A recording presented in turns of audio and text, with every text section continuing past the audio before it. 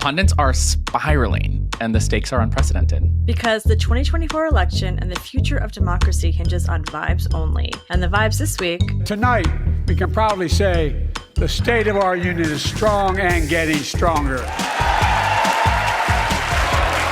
Joining us to talk about how that speech reshaped the vibes to kick off the 24 general is Democratic strategist Keith Edwards. Keith will stick around as we talk about how Biden has been riding the momentum, releasing a budget for 2025 that would shift tax burdens from families to the wealthiest Americans and corporations. Meanwhile, Trump, in an appearance on CNBC the same day, expressed a willingness to cut, quote, entitlements such as Social Security, Medicaid, and Medicare. There is a lot you can do in terms of entitlements, in terms of cutting. We'll round out the news of the week with a conversation about a House bill put forward that could ban TikTok.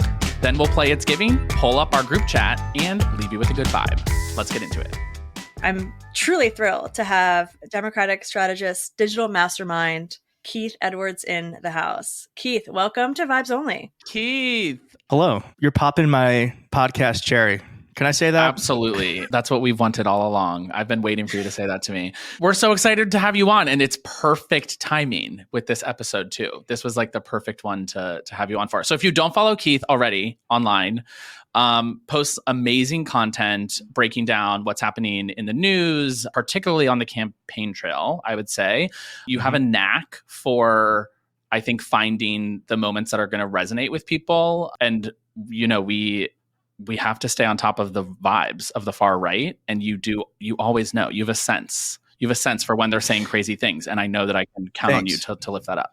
Well, what I try to do too is like, I feel like I have a core team of super engaged Democrats. So I'm just trying to like focus the messaging for them. So they have like little talking points to go out into the world with. That is the kind of overarching thought. And that, I don't know if it's working. And that you do it well. You do it well. Yeah, it's working with this Democrat. It's working with this Democrat. Hell yeah. So we're going to start this week talking about the State of the Union. So we all, I think we're collectively butt clenched going into the State of the Union because it is prime time, baby. Lights, camera, action. President Biden, it's the biggest stage he arguably has before the November election. And I think he delivered. Boys, what do you think? I thought the vibes from that and sense had been incredible. I thought he really did deliver exactly what he needed to. I think part of the problem going into it for Republicans was that they set this expectation that Biden is essentially a corpse. One of the worst things you want to do for your political opponent is set a bar so low that literally breathing is overcoming it. 100%. And so he would have knocked it out of the park anyway. But I think so many people, even people on their side who have bought into that narrative, like we're like, oh shit, President Biden actually can like do this thing. Like, of course he can. But it's like amazing that they kind of set themselves up for that immediate failure. Totally. Were there any moments for both of you that like stood out in particular where you're like, okay, he's doing it? I had several. I agree with you. I think that the bar was low going in. I thought that there was only risk. I didn't think that Biden really could like crush the night. I thought he can only screw it up, honestly. But he proved that he could actually like blow us away. I was blown away. I ended the State of the Union like I had just drank 3 Red Bulls. I was fired up, and I'm still feeling that. I think that for me, it's right? We were our group chat. I know. Our group chat was. It was just like it was like the anxiety that was hanging on my shoulders. Yes. Just like exactly. We were like, is this happening? Is this really happening? I was like, oh right, I couldn't believe it. Biden. It was incredible, and he showed exactly why people supported him in 2020. It was like a best of. My favorite moments, honestly, while the speech was incredible, and we can talk about like the content of it, were his improv moments, were the ad-libbed pieces, especially when he got into back and forths with Republicans. There were 4 times that he pulled Republicans tried to heckle him, and he turned it right back around on them, on the border, on taxing the rich, on, I think, January 6th, and on Medicare and Medicaid. And every time he honestly came out looking better than them. And they looked like a disaster, super, like who boos asking the rich to pay their fair share? They booed. You know what I mean? Like he really trapped them. It was incredible. I mean, that goes back to, I think, what was reported on, that there's like this wider strategy. I don't know if it's within the White House or the campaign. I don't know if it was the Times that reported on it, or I don't know who it was. But they're just basically like, let Biden be Biden. And I don't know what has been going on the past 6 months or a year where they've really tried to contain him and they've been super careful. But I think this is actually part of that larger strategy where they're like, Biden is just going to go out and be the person that we all voted for. And I think this really goes to show that strategy not only works for him, but energizes his base. Absolutely. For sure. And there are, being a progressive, there are two moments I do need to call out. One of it being when he was improving and, referred to an immigrant in this country as an illegal, which is, of course, dehumanizing language. And he is paying the price for that. But I think, hopefully will recover in his language moving forward as it relates to the immigration crisis in this country. And I would love him he did apologize. He addressed it. He apologized immediately. Right. Yeah, he did apologize. I do appreciate that. It's just, we all have lessons to learn. He learned one that day. And I just want him to say abortion more. Like, please just say abortion more. And I understand that he's like an older Catholic man, but it's not a dirty word. And I would love to see him on the record saying it more. It may seem trivial, but to many repro activists, it's not. And to many women, it's not. That was a no for me. I will take issue with that and say, when you bring two guests to the State of the Union and reference two separate guests in your speech, in your address, both about repro rights. He brought a woman in Texas who had to leave the state to get care, and then also brought a woman in Alabama who was trying to have a child via IVF and couldn't because of the Alabama Supreme Court ruling. And so I feel like he did make it a centerpiece of the address. And so, yes, I understand the desire to get him to say the word, but I think that it misses the overall point of, like, he is trying to center the issue and build the largest possible tent of people fighting for access and for basic rights. Fair. You're saying actions speak louder than words. I'm just saying not everyone is going to know who the principals are taking to the State of the Union. So by saying it, he gives the movement more visibility. But again, I think as we get closer to Election Day, we're going to be seeing him, widening his repro vocabulary, which I would appreciate. Some of the achievements he outlined. A lot. The Inflation Reduction Act, clean energy investments, manufacturing, infrastructure. The Finland and Sweden joining NATO and having the PM of Sweden there was a huge statement. The economy, 15 million new jobs, unemployment at 50-year low, 16 million Americans starting small businesses. Big. The racial wealth gap, smallest in 20 years. Inflation's Huge. Down from 9% to 3%, trending Iconic. lower. Wages are up, investments in family farms. And he made a strong contrast to Trump without saying his name. I thought that the content was really well done. He came out fiery. We all loved the energy, but he had the substance too. It wasn't like he was just there to point fingers and like stir shit up. He literally went point by point, the issues that are actually affecting everyday Americans, what he has accomplished that others could not. Like the infrastructure was a good contrast where he was like, Trump tried to do this a million times. He couldn't. I did. And then he's also looking forward. And we have to talk about the framing, the comeback. He talked about it as being like the great American comeback. Yes. And it really resonated for me. I don't know how y'all What did he say? Like, Americans turn setback into comeback. Yep, there it is. Beautiful. Put that on a hat. That's so American. It is so American. 100%. Totally. And it shows that, like, he's not saying everything's perfect, right? He's saying we went through some real shit. We are on the up and up. Like, we are on the upswing. Let's keep going. Let's keep pushing in that direction. He's not saying the economy is great. Be grateful to me. You know what I mean? It's much more of like this is a team sport and we're on the same team here. Let's keep fighting. Totally. I did like that moment when he looked like directly at the Supreme Court justices. I was like, ooh, he clocked you. He clocked you. And then he said something else that did resonate with me, which was clearly those bragging about overturning Roe v. Wade. Those bragging about overturning Roe v. Wade have no clue about the power of women. But they found out when reproductive freedom was on the ballot. We won in 2022 and 2020, and we'll win again in 2024.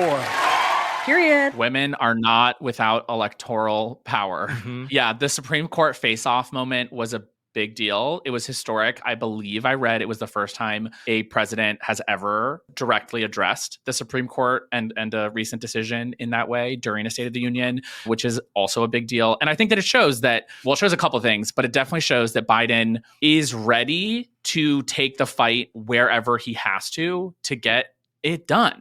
Right? Like, I genuinely feel like that was a recognition or an acknowledgement that the far right has turned the Supreme Court into a political pawn for their agenda, and he's not afraid to call them out on it. Like, I really appreciated that. So did I. Did you see their faces?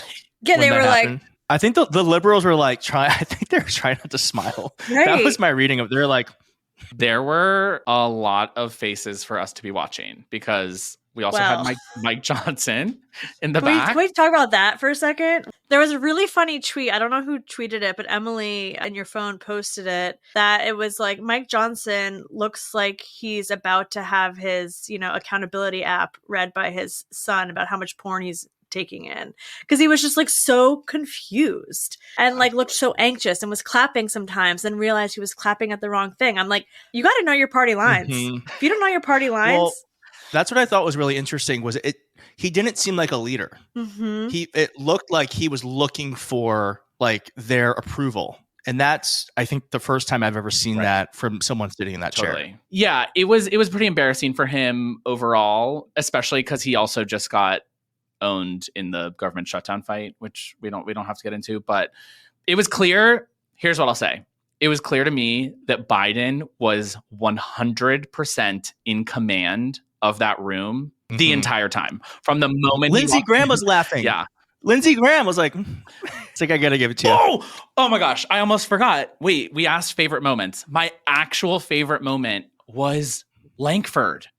Was Biden is getting into this back and forth with Republicans. They're booing him for the bipartisan border bill. And he's like, oh, actually, and from the top, literally lists all the things that the bill would have done. It would have hired 1,000 new law enforcement officers for the border, 400 new asylum judges.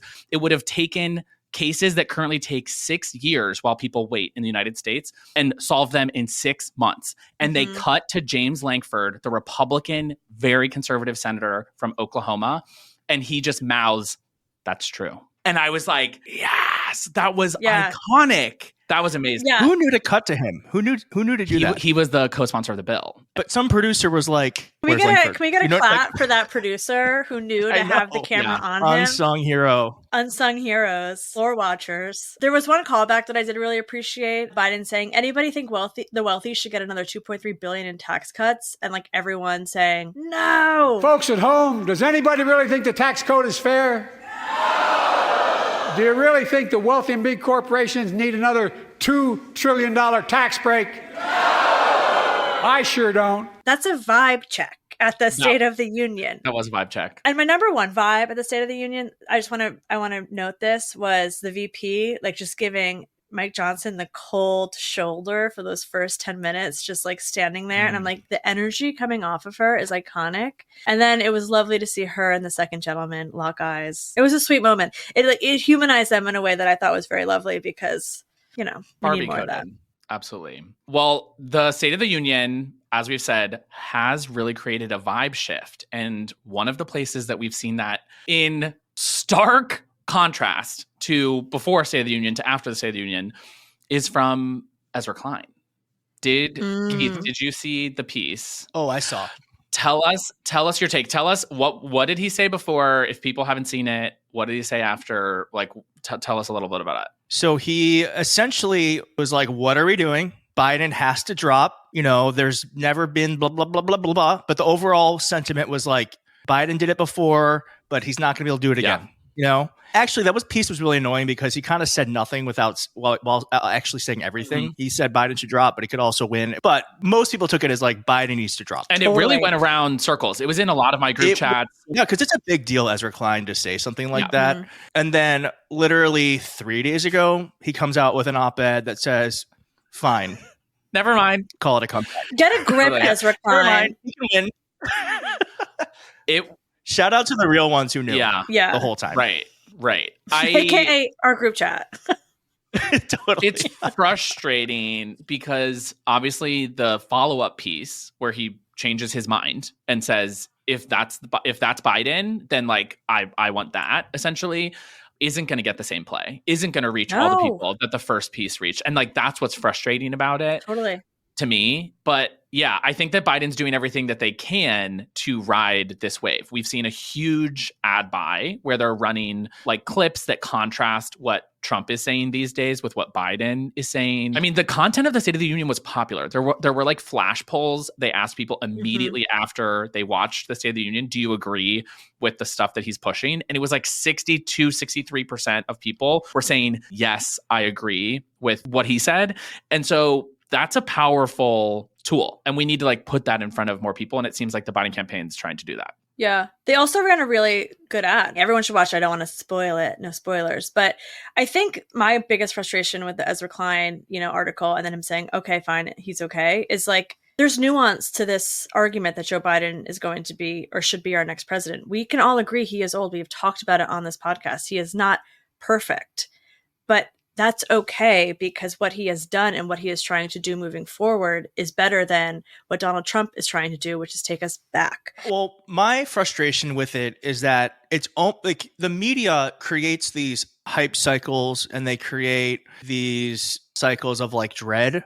And to me, it's actually the media just like jerking itself off all the way through. So it's like the media saying, oh no, what are we going to do? What are we going to do for 3 months? And then it takes one speech for it to be like, no, it's actually fine. Right. It's like, well, actually, we thought it was fine the whole time. Right. You're the ones that have been saying it's not fine with not much evidence aside from polls that do not predict what happens in November. Polls that happen in February and January never predict or rarely predict an outcome in November. If that were true, we'd be saying President Hillary Clinton and President Romney. Right.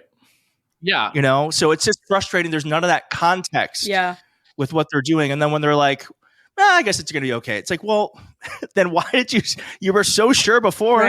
Right. So to recap here, ignore the polls. Yes. Biden is unless they're good ready. polls for us. No, I ignore those too. No, ignore them all. Get Biden out there. We want to see Biden on TV every day, just absolutely prosecuting the case against Trump and for a second Biden easy term. Case. The easy case. And we need, what I'm also hearing is like, what we need is for the base, for people who see the value in what Biden has accomplished and the benefits of a second Biden administration, to say it out loud and to embrace that and not be like so tepid about like 1 foot in, 1 foot out, but like, it's happening. We're going to win. We're going for it. Get on board. Yes, absolutely. That's the vibe. Well, as if we didn't need more of a reminder about the differences between the two parties. Immediately after Biden's stunner of a State of the Union, we were treated to the most unhinged rebuttal that we've ever seen in the history of State of the Union rebuttals. Truly, it was like a Waiting for Guffman, which is a niche reference rebuttal of just like C-list, D-list theater scream talking from a kitchen. I was blown away. We hear you. President Biden's border. Oh my God, I love that. President Biden's border policies. Like she's like about to explode. It was so wild. The alliteration, it's... Who wrote that? I did make a supercut of it on Instagram, and it was just so easy to pull clips in, like brutally murdered and slaughtered. Like it was just so dark and unhinged. So over the top. So hyperbolic. Yeah. Yeah. Well, okay. And then we have to comment on, not only was it so hyperbolic, but then it was also like not true. Not it was true. like full of lies, busted with lies, and it was like a manipulation tactic, scare tactic, like the oldest game in the book. 100%. Let's set the stage a little bit. She came across looking like it was The Handmaid's Tale, and then told this horrific, violent story about a woman that she had met who was sex trafficked. And then a TikTok journalist the very next day found the story that she was referencing. And it actually happened when George Bush was president and had nothing to do with Biden. And so to like bring in this weirdly violent sexual violence story felt very on brand for Republicans in the moment, where all they have is to like scare the shit out of people, but is like, again, very unhinged. Very unhinged. I thought though, like I have two thoughts about this. And there's one, which is, I think one of the net benefits of this was that, one of the best ways to fight authoritarian movements is actually not to like meet truth with the level of the lie, because then you're basically elevating the lie to the level of truth.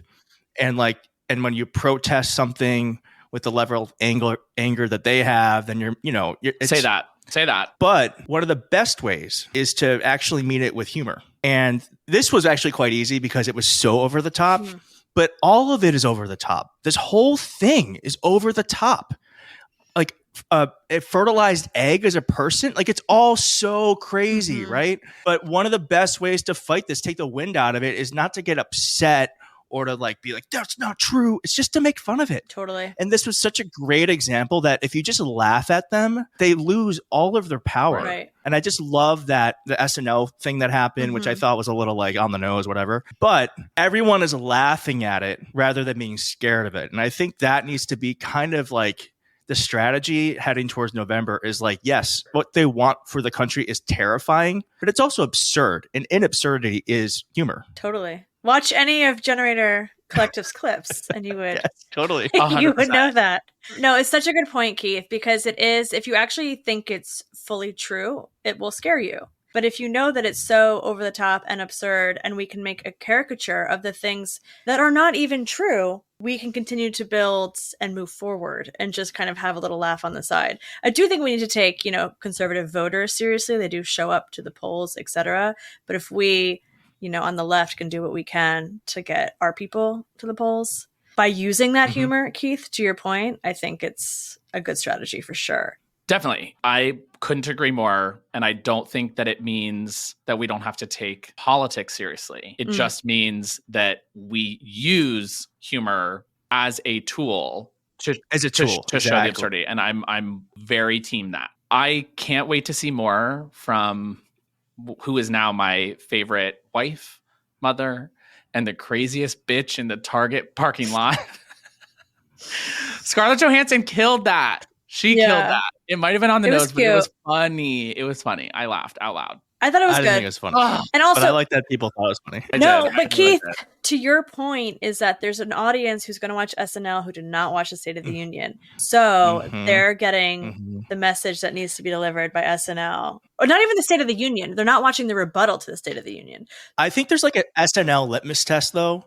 And I really do think what they do with politics there is like a reflection of the temperature of the nation. Yep. So like the fact that they made Joe Biden a cool guy, which they have not done typically. It's like, to me, it's all like, oh, okay, so that is how that to me is a more accurate poll than polling. It's like, what's SNL's take on this? I agree. I especially think it's useful to know what stories are breaking through not in our political chamber, right? Like the three of us are very plugged into what's happening in politics at a federal and state level all over the country. And sometimes it actually is hard to know what is going to show up on my friends' timelines or news feeds that don't follow politics at all. And the Katie Britt thing really popped off as one of those moments where even if you didn't watch the State of the Union, even if you didn't watch the rebuttal, you definitely saw something about this crazy lady in a green dress. Crazy white woman. Yeah. You definitely saw something about it online. And that I agree with you. SNL is a good barometer for what is penetrating. In other begging news, Biden's 2025 budget actually wants to peg billionaires, which I am all for. So now I want to preface this conversation on the 2025 budget for the audience in that it is not for sure legislation that is going to be passed, but this is outlining what kind of future Joe Biden would want to create with the budget for this country. So all that to say, like, if he had every kind of means at his disposal to get legislation passed, this is what he would do, understanding that that is not the reality and might not be the reality in 2025. Just FYI. But that's always true. With every president that we elect, it is not a dictatorship. Knock on wood, somebody. Right.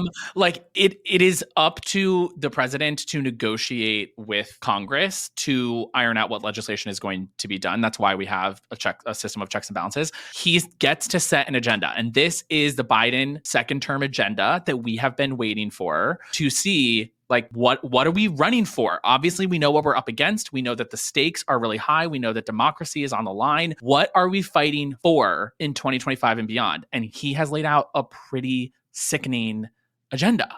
Under Biden's 2025 proposed budget, he would increase the child tax credit and the payments would return briefly to the 2021 level funded by the pandemic relief package that Joe Biden put out, which is great. That's the thing that cut child poverty in half in a year. He's Yes. like, let's do more of that. Let's eliminate child poverty. Let's not let children go hungry in the United States. Yes, continue. Yes, please.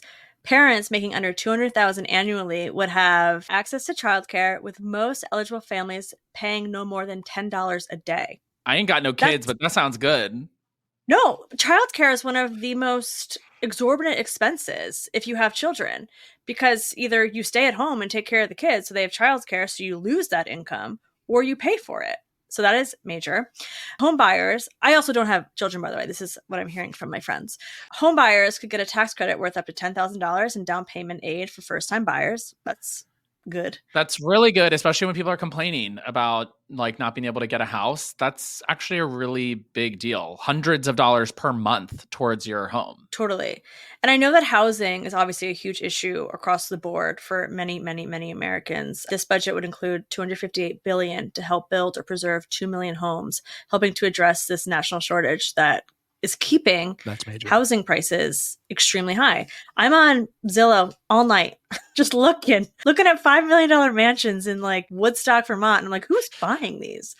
This is like, this walk-in just won't do. Yeah, this sauna, not big enough. Okay. Now we're getting to the good stuff, which I think it's totally wild to me that this does not already exist. Corporate taxes would jump while billionaires would be charged a minimum tax of 25%. I will jump in and add that Biden did specifically reference this in his State of the Union, as he did many of these points. And I think that the average tax rate that billionaires are paying right now is like 7 or 8%. Something like that. So it's not right. Way lower than what you and I are paying. Wasn't it like 90% during like the greatest creation of like public services in our nation? Way back, it definitely could be over 90. It was like I don't super remember. high. Yeah. It just really blows my mind that billionaires who created their wealth under the United States like capitalist system, they should be taxed fairly because that money should be going back into social services to make it a more equitable country. Right. Like if you became a billionaire, it was because you had an educated workforce to hire and because you had infrastructure and free markets to sell into and like all of these things that are a product of a strong America. And like that costs money, girl. So you got to pay to keep it that way. For sure. I think a lot. I don't know if you guys think a lot about this, but I think a lot about Social Security. Do you guys think about Social Security at all? Okay, for those who have never seen her, Glennis is in her 30s. Yeah, I'm 30. First of all, I'm 36, which is like whatever. Also, Social Security, Donald Trump, that man wants to cut Social Security benefits. He wants to raise the retirement age. Brian, he wants to raise it. And for the average American, this is not cool. If you have been putting in, back to my point on billionaires, if we just like raise their rate to 25%, we could close that delta that the IRS needs to continue to like fund Social Security. Do you guys not care about this? Do you not care that Donald Trump wants to? Yeah, this is like a major thing that I think more Americans should know about because it would chap a lot of people's asses. Okay. She went for it.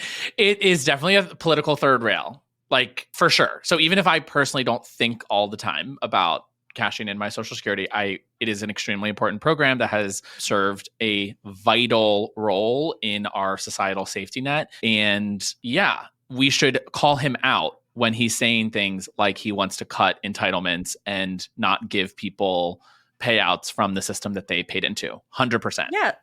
As a millennial, an elder millennial, I'm sick of them pulling up the ladder from everything, from all the good stuff. College used to be cheaper. Homes used to be cheaper. We used to like be able to have one job, and that one job could support a family of 4 or 5 or 6. And now they're also like, you got to retire older, and there might not even be Social Security when you get there. It's infuriating. Yeah, 100%. And the fact that we know that their agenda when they are in power is to give away more money to the super wealthy, to those people who own all the things that you're talking about, who own all the property, who own all the businesses, is, I think, a stronger case that we need to make to the American public. People agree that the economy and affordability are like the most important things. And so the idea that one party is going to make things more accessible and one less is compelling. Yeah, Joe Biden has my Social Security back, and I am here for that. So thank you, Joe Biden. Well, can I say that's where the GOP is so masterful with their messaging, is that because this really is something that I think most Americans agree on, that they want to keep Social Security, that they want to improve it, they want it to be properly funded, but they make the enemy immigrants or something else, and they put their anger towards something that has really like a very small impact in most Americans' lives, like drag queens reading books, DEI. Remember CRT? Yes. Remember CRT? Yes, of course. What about that? Totally. But instead of focusing on these things that they're actually saying they're going to do, they still vote with them because they speak to their heart rather than to their mind. Right. Their vibe. What is that clip from RuPaul's Drag Race? Look over there. Look over there. Yeah, exactly. It's that. Just watch that. Look over there. It's totally that. Jada Look Essence over Hall. there. Look over there. Yes. That's the Republican strategy. We're all chronically online individuals, so I want us to briefly touch on this topic that's been in the digital zeitgeist the last few days, which is the potential ban on an app that we all use, TikTok. We're going to fight about it. We're going to fight about it. Let's fight. So the House is moving ahead with a bill that's targeting TikTok. And Donald Trump, who also tried to do this a few years ago, is now flipping to oppose this bill that, like hell surprise, he is now going back on his word and saying, actually, because there's over 100 million US users on TikTok every single day, many of them Gen Z and millennials. So he understands why many of them are upset and are blaming the Biden administration for this. There is bipartisan support to pass this legislation, which would force the Chinese owner of TikTok, called ByteDance, to sell the platform or face being barred in the United States. So it's a forced sale. And if they can't sell it within 6 months, then it's shut down. Trump, what he said about it this week is, frankly, there are a lot of people on TikTok that love it. There are a lot of young kids on TikTok who will go crazy without it. Myself included. I love TikTok. We all know this. Yeah, 99 million of them. Yeah, I'm one of the 100 million. But he acknowledged in that interview that he still considers the app a national security threat. So that's the other layer of this. It's both administrations and almost every government agency, including the ones that look under the hood for national security threats, are saying TikTok is a major one because of the data they have access to and the amount of time that Americans spend on it. So if it walks like a duck and talks like a duck, quack, quack. Keith, are you pro or anti for sale? Man, I don't know. I'm on the fence on both sides. Which I know is not good entertainment, but I used to be extremely anti-ban, but because the reason why this all happened and is happening is because Meta created this propaganda war against TikTok, and it grew legs within the government where they really started to see it as a Chinese threat. Now, I'm not an intelligence officer. Surprise, surprise, I'm not an intelligence officer. But this is your my big reveal. thing is, but I do trust experts. You know, I think that's a thing that we kind of don't do anymore, but I kind of do still trust experts. Yeah. And if the experts are saying it's a national security threat, then I choose to believe them. But at the same time, it was originally Musical.ly. It was an app made in America. Right. The code was created in America by Americans. You know, it was bought by a Chinese company. But I think that there has been a lot of misinformation around And there's also been no evidence. There's been no evidence. You're a TikTok And I think that's truther. really no, but there's no evidence. Like my thing is like there's no evidence to show that there has been any sort of. I agree with you. There's a messaging problem. You know, the government should maybe outline what exactly is the yeah. threat. Show me the money, baby. Because I'm like yes, if it truly is an issue, then get rid of it. But I don't think it's okay for a government to like our government, a liberal government, to single out an app. Right. Brian? I am for the legislation, and mainly because it's not a ban. Like there's no world in which TikTok doesn't get sold. Yeah. It's one of the most valuable platforms in the world. Like I just don't think that it's really that reasonable to think that it will like stop exist. I don't think that TikTok will stop existing, basically. I agree with Keith's assessment on experts' opinion on the national security threat that it poses. I don't think that a forced sale is out of the question. I also agree with you that there could be litigation around banning a specific company and naming a company that could end up making this whole thing melt down. But in general, I do think that the national security threat is real and a forced sale is reasonable. It looks like this bill is going to pass the House. So as you already noted, Trump is flip-flopping on it. He said that he wanted to ban it. Now he's against that, I think because some lobbyists, including one of his biggest donors, are investors in TikTok. And number two, I think that he's making a play for young people. He sees 1,000%. like the Israel issue splitting young people away from Biden, and he's just trying to snap up as many young people who are not political and care more about having access to TikTok than they do like housing or tax policy. But it doesn't matter because Trump's not president, Biden's president. Biden has said that he will sign it. And so it all comes down to the Senate. And it is unclear right now whether it can pass the Senate. TikTok is like lobbying super hard, but I also just read that senators are turning down meetings with TikTok and are saying they won't be lobbied and that they're for the bill. So who knows? Who knows? Keith, thank you so much for coming on Vibes Only. You really brought good vibes today, and we're thrilled to be your first ever pod. Thanks for having me on. Thank you, Keith. We will definitely be talking to you soon. In the group chat. It's giving. It's giving. Glennis, I already know that your phone was popping off on Sunday in a way that mine was not because it was the Oscars. For sure. My phone was un fuego. Was yours? Did you watch? The one clip that I saw was the Jimmy Kimmel and Donald Trump clip. Let's watch it. I just got a review, and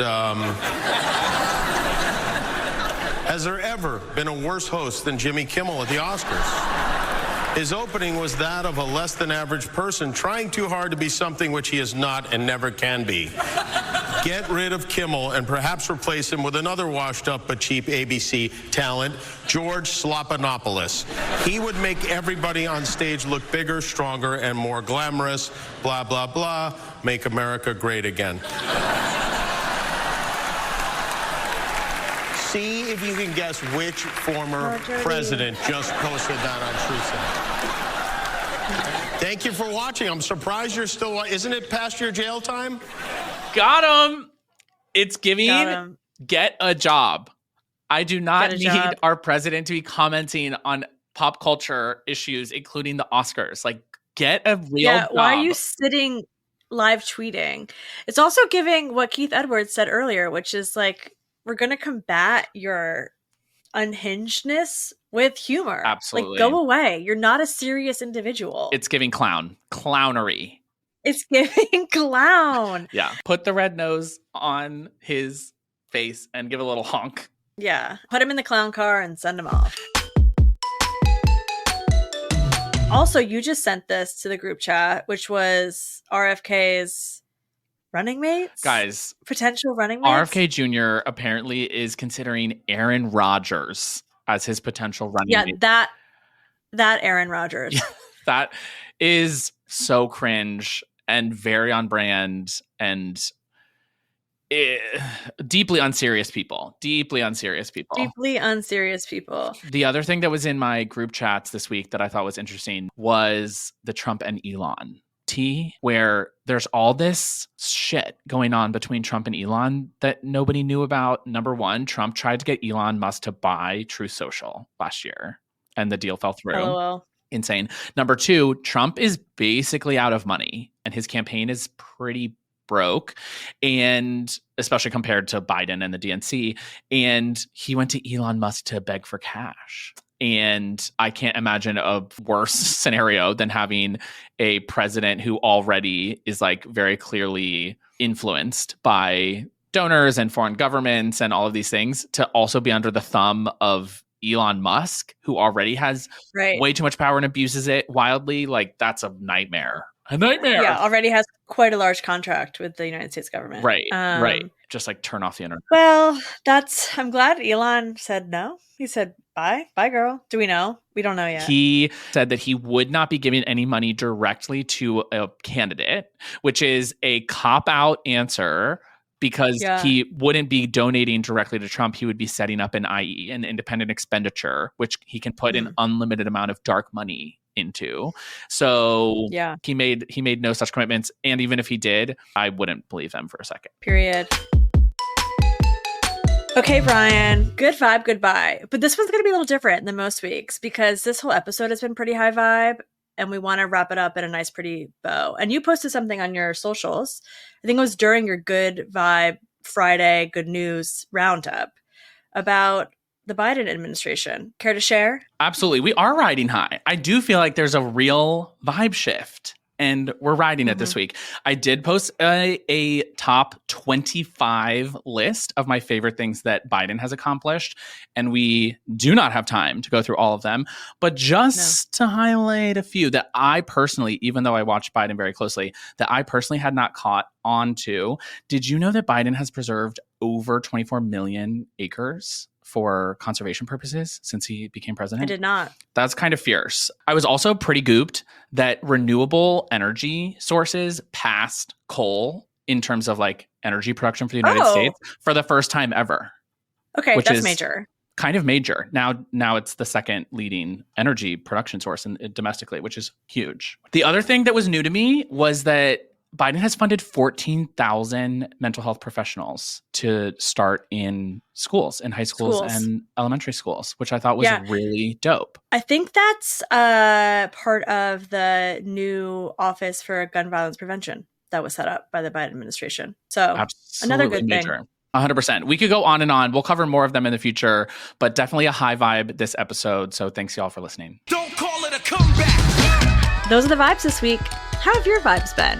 How are you feeling now that the candidates are set and the 2024 general has officially begun? Get in touch with us to let us know. You can reach us at vibes@couriernewsroom.com or find us on social. As we say, the fate of democracy hinges on vibes only. So we'll be back again next week to check them. Vibes Only is produced by Devin Maroney, with support from Courier's Kyle Tharp, RC DeMezzo, and Daniel Strasburger. Tara McGowan is founder and publisher of Courier.